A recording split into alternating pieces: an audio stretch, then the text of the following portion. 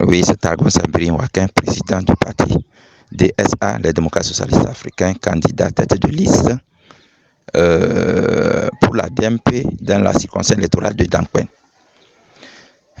Donc, depuis le 29 avril 2024, où a eu lieu les élections législatives et régionales, une vive tension règne à Dankwen. Il ne rassure guère la population. D'abord, le 29 avril, le jour du scrutin, nous avons constaté que des instructions ont été données afin que nos délégués n'aient pas accès au bureau de vote et aux procès-verbaux. Cela a créé de vives tensions et des affrontements. Les bureaux de vote où nos délégués n'ont pas pu s'imposer, les bureaux de vote ont été bourrés, complètement bourrés, au profit du parti au pouvoir, du parti uni. Après cela, nous avons commencé la compilation le 29 avril, soit 3 jours de compilation et de dépouillement et compilation ont permis de dégager pour unir 41 773 voix et pour la DMP 16 267 voix des 332 bureaux de vote de la circonscription électorale. Ce qui a donné lieu à un siège et 2 conseillers, parce que les voix sont presque proportionnelles, à un siège pour la DMP et 2 conseillers, et 2 sièges pour UNI et 3 conseillers. À notre surprise, après 2 jours, ces résultats ont été modifiés, où nous voyons que UNI est poussé à 54 000 voix au lieu de 41 000. Donc, et nous avons donc plus de 13 000 voix de plus, de façon magique, alors que les 332 bureaux de vote ont été déjà comptés.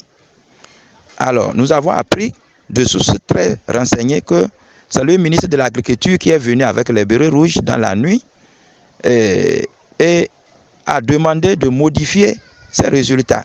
Le lendemain de la modification, les bérets rouges ont accompagné le juge pour partir.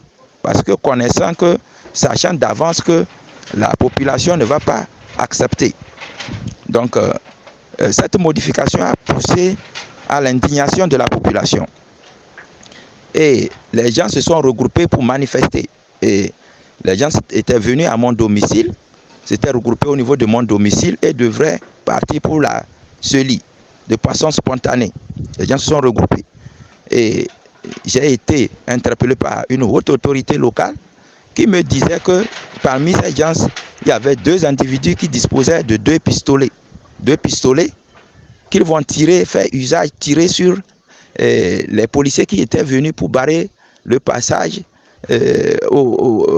à la manifestation, pour que les manifestants n'aillent pas vers la Seli.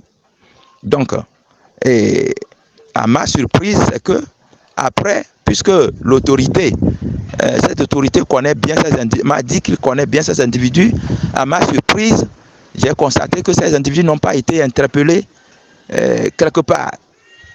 Donc, vous comprenez très bien que ça veut dire que c'est les autorités là-même qui ont envoyé ces individus armés qui devaient tirer sur des policiers que eux-mêmes ils ont encore envoyés pour bloquer la manifestation. Donc, vous comprenez ce que nous vivons. En plus de cela, des contingents de bérets rouges ont été envoyés et ont bloqué tous les accès de mon canton, de mon village, Nandouta. Tous les accès sont bloqués. Un couvre-feu est imposé de 18h à 6h du matin. Ceux qui tentent de braver sont arrêtés et frappés. Donc, tout ceci soulève une grande inquiétude que je tiens à interpeller la communauté internationale et les organisations des droits de l'homme afin que vraiment cela cesse. Ce que la population exige, c'est la vérité des urnes, ce qui est sorti des urnes, et tout le monde le sait.